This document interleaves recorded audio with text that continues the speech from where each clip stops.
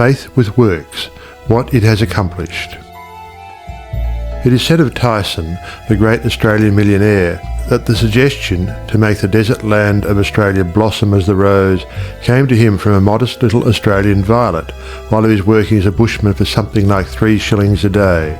He used to find these friendly little violets growing in certain places in the woods, and something in the flower touched something akin to itself in the mind of Tyson. And he would sit on the side of his bunk at night and wonder how flowers and vegetable life could be given an opportunity to express itself in the desert land of Australia. No doubt he realised that it would take a long time to save enough money to put irrigating ditches in the desert lands, but his thought and feeling was sure it could be accomplished, and if it could be done, he could do it. If there was a power within himself that was able to capture the idea, then there must be a responsive power within the idea itself that could bring itself into a practical physical manifestation. He resolutely put aside all questions as to the specific ways and means which would be employed in bringing his desire into physical manifestation, and simply kept his thoughts centred upon the idea of making fences and seeing flowers and grass where none existed. Since the responsiveness of reproductive creative power is not limited to any local condition of mind, his habitual meditation and mental picture set his ideas free to roam in an infinitude and attract to themselves other ideas of a kindred nature. Therefore, it was not necessary for Tyson to wait and see his ideas and desires fulfilled until he had saved from his 3 shillings a day enough money to irrigate the land. For his ideas found other ideas in a financial world which were attuned in sympathy with themselves, and doors of finance were quickly opened. All charitable institutions are maintained upon the principle of the responsiveness of life. If this were not true, no one would care to give, simply because another needed. The law of demand and supply, cause and effect, can never be broken. Ideas attract to themselves kindred ideas. Sometimes they come from a flower, a book, or out of the invisible. You are sitting or walking, intent upon an idea not quite complete as to the ways and means of fulfilment, and behold, along comes another idea, from no one can tell where, and finds friendly lodging with your idea, one idea attracting another, and so on until your desires are physical facts.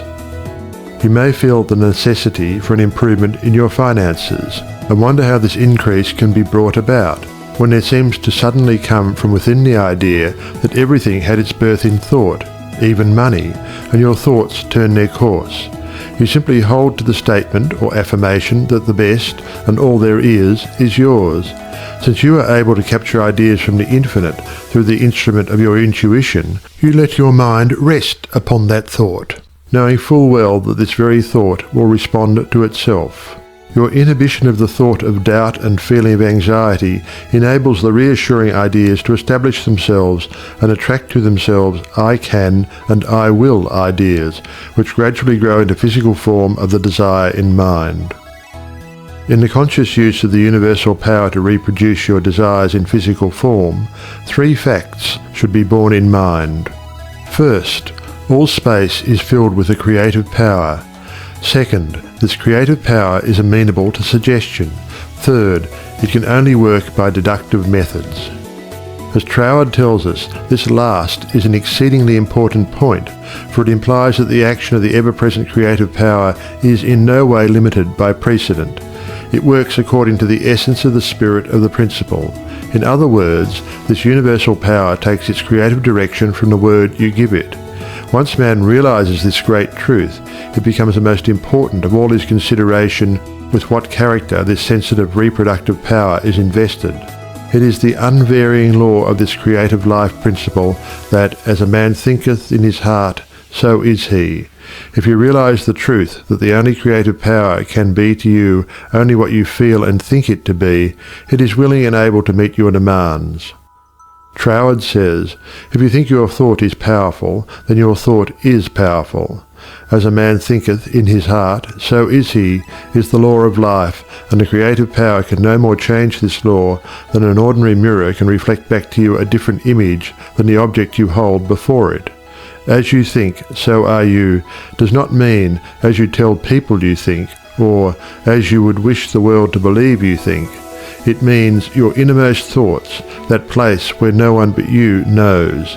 None can know the Father save the Son, and no one can know the Son but the Father. Only the reproductive creative spirit of life knows what you think until your thoughts become physical facts and manifest themselves in your body, your brain, or your affairs.